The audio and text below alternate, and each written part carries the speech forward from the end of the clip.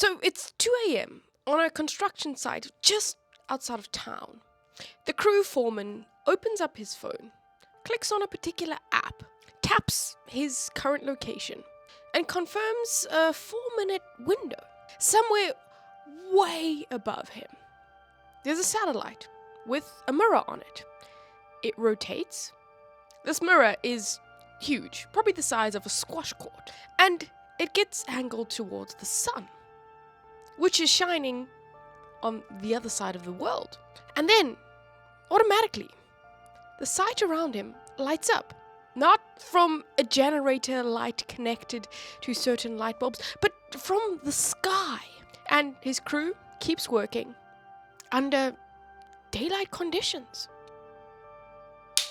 The company is called Reflect Orbital, and it was founded in California in 2021 by former SpaceX intern Ben Nowak. The idea is incredibly simple in those ways in where you're like, oh my gosh, damn, that actually makes sense kind of simple ideas. You put mirrors into orbit, aim them at the sun, and then redirect that sunlight to paying customers on the ground in Earth once they pay for it.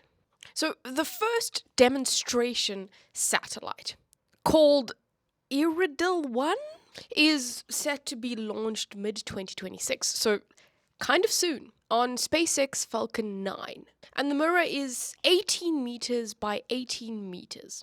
That's that in American measurement. And it's made of mylar, and it actually weighs only 16 kilograms. And it's able to illuminate a 5-kilometer patch of ground for about 4 minutes per pass. So not very long, but it's the start.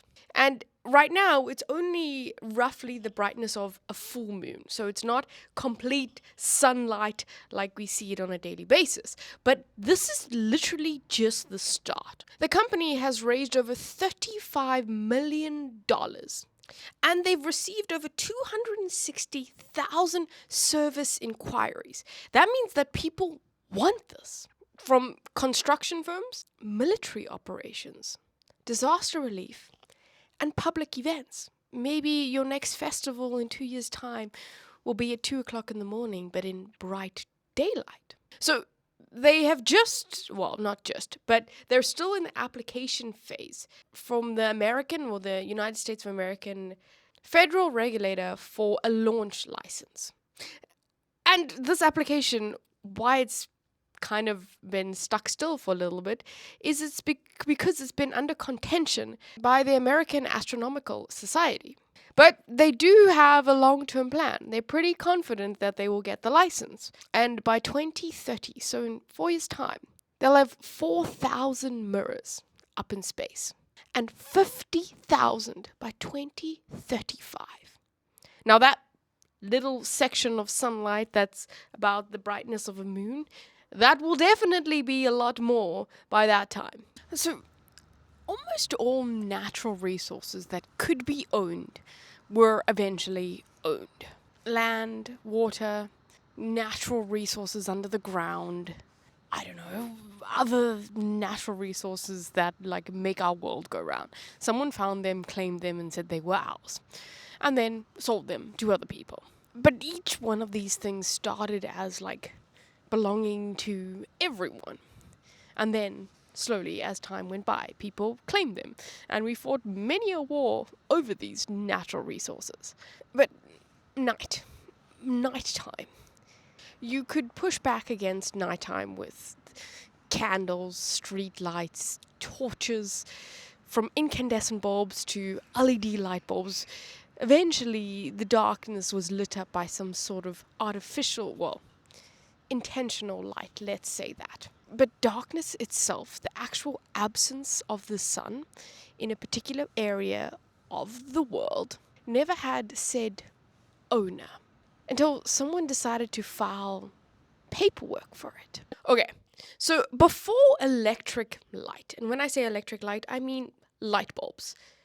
Thomas Edison, before his invention of electricity and the incandescent light bulb, you had candlelight. And yes, albeit not the brightest thing, but it existed. Fire was there to give us light. But at the same time, a lot of the jobs back in that day and age, night was the thing that stopped everyone from working. It became dark and you couldn't do your job. The candle was not enough. Whether it was kings, farmers, military training, all of those things stopped. There's a historian called Roger Erich. He works at Virginia Tech. And he spent years documenting pre-industrial people actually lived inside darkness. There were things like they slept in 2 phases and then woke up in the middle for an hour of quiet time, whether it was prayer, reflection, or some conversation with people around you. And then they went back to sleep again till dawn.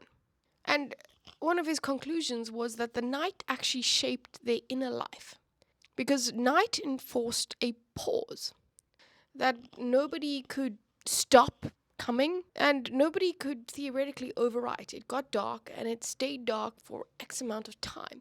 So they used it for different things. And then electricity came about and things changed a little bit.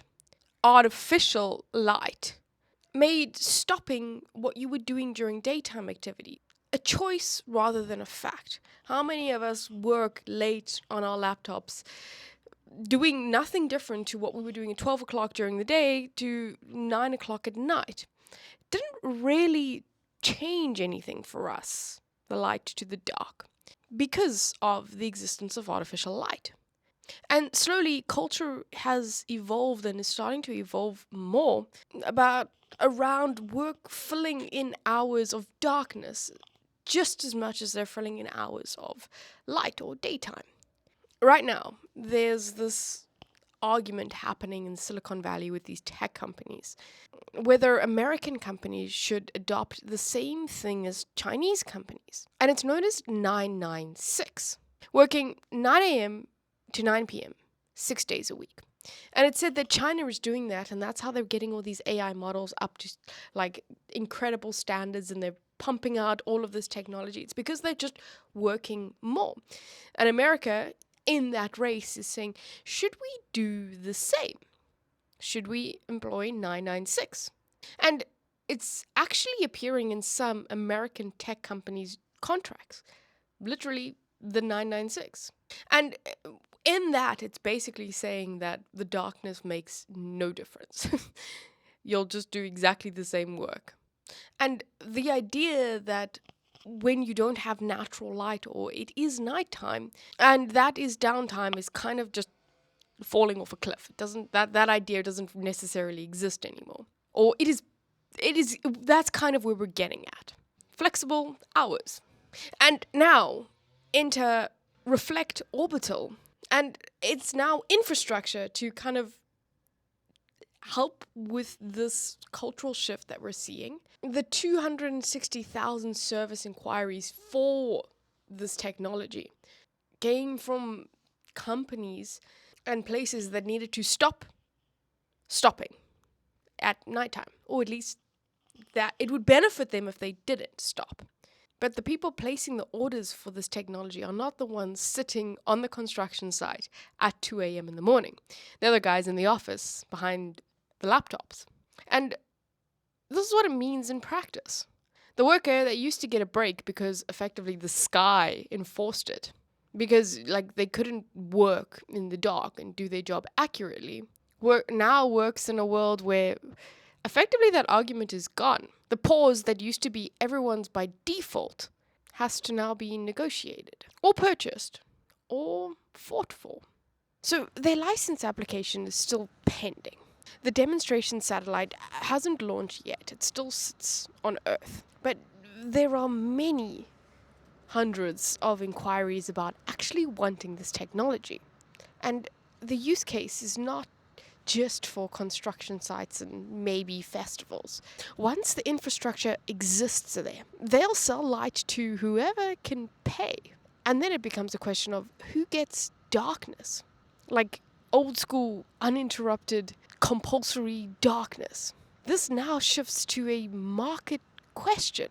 Because at some point along the line of this technology, it stopped being a default thing that everyone experienced and had to work around to being a product that you can pay to eliminate. So there was this innate thing that darkness equaled rest time for many people. Obviously, this is a blanket statement. There were people that did night shifts, all of this kind of stuff. But for the average person, darkness meant downtime, meant rest. Now, it's shifting. With this technology that is coming up, this company won't be the first one, and it will slowly explode going forward because it can actually help. And many people will see that this is useful. But what this company is doing, which is kind of crazy, and they may not have realized it, they're not just selling sunlight. They've invented a way to sell it. Great. Or not great. Whatever. They're part of the major decision process in which workers that couldn't work because of darkness, who gets to decide to rest? Very similar to the development of the portable computer, where you could literally take it home and continue your work at home. It's the same thought process. And there's also an argument to be made here that we won't go into too much detail today, but robots can work in the dark, maybe. Could they? So now, let's keep the human jobs, but we need to direct the sunlight so humans can work. Is that an argument to stop robots? I don't know. Is that life better for humans? I'm not sure. Very cool tech, but very interesting also on who will be allowed to do this. Like, will I just, if I ever have a house one day, just boop, boop, boop, boop, boop, I want sunlight for the day, whatever, direct a satellite here, if I obviously have the money to do that. And then my neighbors, what happens to them? There's still a lot of questions around it, but it is something that we are going to see going forward that can have really great things happen, but also some ethical questions that I think still need to be answered. But we don't have time for that today. Maybe the next series will be analyzing tech from an ethical perspective. But right now, we're doing this. So, yeah, Tuesday. Check you guys tomorrow.